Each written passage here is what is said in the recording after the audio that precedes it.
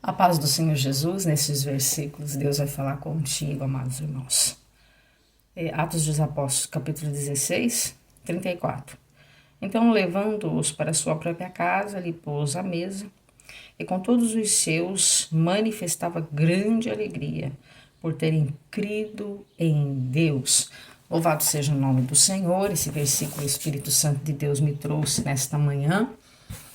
Aleluias, e aqui estou direcionada pelo Espírito de Deus, aonde Ele vai falar contigo com esta palavra maravilhosa. Amados irmãos, esse texto ele é muito conhecido, porque nós sabemos que foi nesse texto que nós vimos a glória de Deus se manifestar na vida de dois homens, Paulo e Silas. Eles eram homens de oração, homens que temiam a Deus e homens que estavam neste lugar, ali em Filipos, amando do Senhor. Estavam debaixo de uma ordenança de Deus. Mas o que o Espírito Santo me trouxe nesta manhã é que nem sempre fazer a vontade de Deus nos leva para um campo favorável.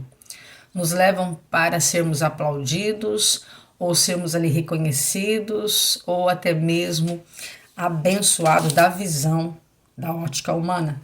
Porque tudo que vamos fazer, nós recebemos a bênção do Senhor. Só que aqui nós vamos ver que algo terrível acontece com Paulo e Silas. E se a gente fosse parar para ver e analisar o texto, é meio fora de lógica o que acontece com isso, porque eles estavam dentro da vontade de Deus.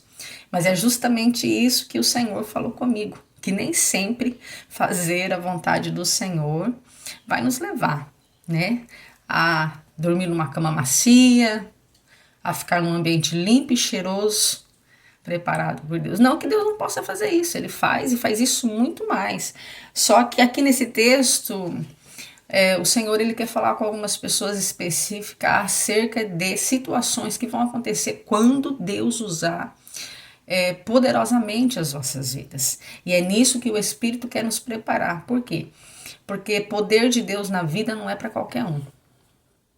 Poder de Deus na vida é para aqueles que se separam, é para aqueles que se dobram diante da obra e da vontade de Deus. E é exatamente nisso que o Espírito Santo quer falar, porque quanto mais você é usado, mais virá sobre você combates. E aí é a hora de você tirar a sua ótica, a sua visão humana da terra e focar no espiritual. Por quê? Porque nós estamos guerreando com um ser que é invisível, mas que é real no nosso meio e habita no meio está na terra. E ele está aqui justamente para combater contra a verdade e contra a palavra de Deus e contra a vida daqueles que Deus tem usado poderosamente. Então Jesus nos chama, tira a sua visão da terra e foca no espiritual para você entender o trabalhar e as permissões da minha parte, porque tudo Deus permite para que a gente cresça, para que a gente se desenvolva. E aqui nós vamos ver algo lindo e maravilhoso que aconteceu, porque Paulo e Silas foram enviados através de visão, entendendo que ali em Filipos eles seriam usados. E o texto vai dizer que quando eles estavam procurando um lugar, um ambiente para poder orar, eles encontraram ali algumas mulheres e entre elas estava Lídia. E nós vamos ver que ela aceita Jesus. O Espírito Santo abre a visão dela, abre o entendimento dela para que ela possa entender e compreender a palavra. E o texto diz que ela constrange eles a passar na casa dela, né? Porque é algo lindo aqui, ó. Eu acho lindo, porque todo aquele que aceita Jesus, ele tem no seu coração um desejo de ajudar a obra, um desejo de receber quem levou a palavra. E nós vamos ver que esse é o resultado de quando há realmente uma conversão. Louvado seja Deus. E logo em seguida nós vamos ver, além dessa salvação maravilhosa dessa mulher e da família dela, nós vamos ver a libertação de uma mulher, de uma moça que tinha um espírito adivinhador.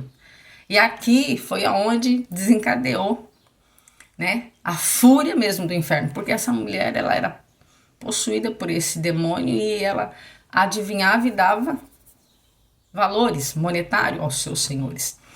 Então, quando se trata de dinheiro, quando se trata de mexer no campo espiritual, há uma grande fúria, há uma grande guerra, porque Satanás quer manter as pessoas oprimidas, quer manter enganando, e ele faz isso usando o monetário. Então nós temos que vigiar acerca disso. Mas aqui o texto diz que ela começa a gritar, né? Que eles eram homens de Deus, que eles serviam ao Deus Altíssimo e estava ali para anunciar o caminho da salvação. E ela não estava mentindo, ela estava falando a verdade. Só que Paulo, por revelação divina, pelo discernimento do Espírito, ele percebe e ele repreende. Em nome de Jesus, eu te mando, retira-te dela. E a autoridade que estava na vida de Paulo, que não era qualquer autoridade, era o Espírito de Deus que habitava na vida dele, automaticamente ele teve que sair. E ele saiu, e ali ela foi liberta. E por conta disso, eles foram açoitados, eles foram levados em prisão, né? E foi terrível, irmãos, porque com feridas, sangrando, o texto diz que eles colocaram até um tronco, né? Nos pés. Então ali presos, era como se o inferno estivesse falando, agora vocês estão feridos, presos, e ainda os seus pés não vai se movimentar, vocês não vão salvar mais ninguém. Aleluias. E o nosso Deus gosta disso. O nosso Deus gosta quando o inferno se posiciona dessa maneira, falando agora eles não vão fazer mais nada, eles vão ficar presos, feridos, magoados. Porque é nessa hora que Deus ele envia o seu poder. Que nós vamos ver pelo texto que quando eles estão feridos ali, decidem adorar a Deus, decidem glorificar a Deus. Um orava, outro louvava. E estava todo mundo ali ouvindo. Mas o texto diz que cerca de meia-noite, todo o alicerce tremeu. Todas as cadeias se romperam, irmãos. Foi lindo o que o Senhor fez aqui. É como se Jesus chegasse e falasse assim, quem é que falou que vocês iam ficar presos? Quem é que falou que vocês vão ficar com um tronco nos pés? Quem é que falou aqui que não haverá mais salvação? Aleluia. E é isso que Deus faz.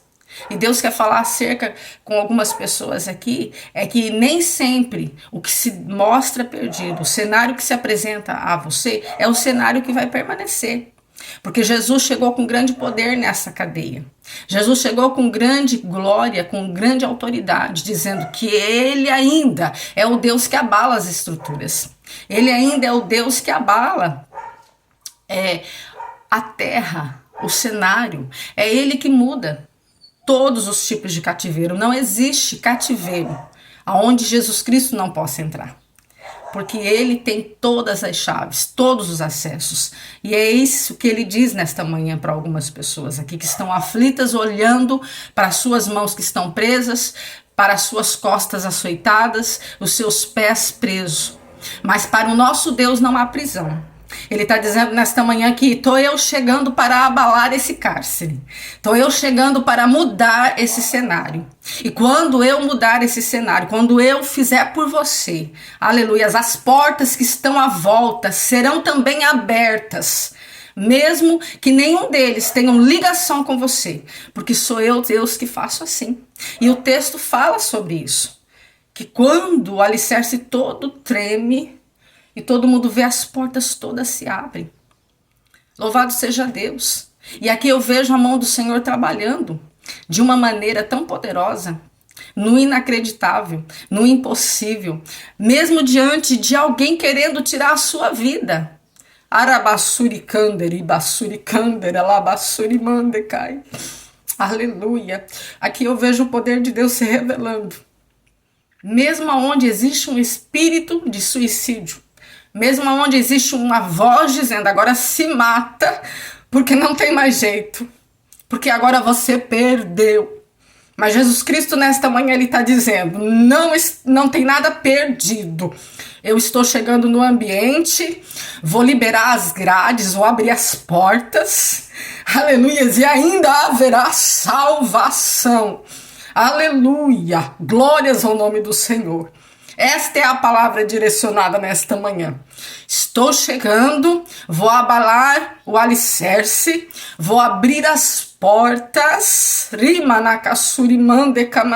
e ainda haverá salvação, porque o nosso Deus, ele chega, e chega com poder, com glória, com autoridade, dizendo que ele ainda é o Deus que comanda na terra, e não tem nada perdido para você. ele ainda é o Deus que atua através da sua oração, através da sua adoração. Não pare de orar, não pare de adorar, porque Jesus Cristo está chegando, abalando o seu alicerce. Nós vamos ver que o texto não só abre todas as grades, não só rompe as cadeias, não só solta Paulo e Silas, mas como também Jesus Cristo salva o carcereiro. E é lindo aqui, porque ele não salva só o carcereiro.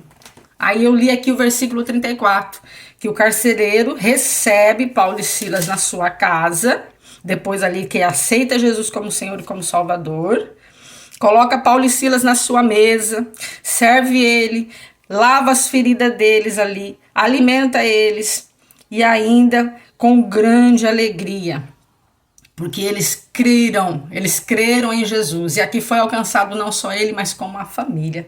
O que Deus está falando aqui: eu vou mover os alicerces, eu vou abrir as grades, todas as portas, vou salvar você e ainda vou introduzir você, a sua família, dentro da minha salvação.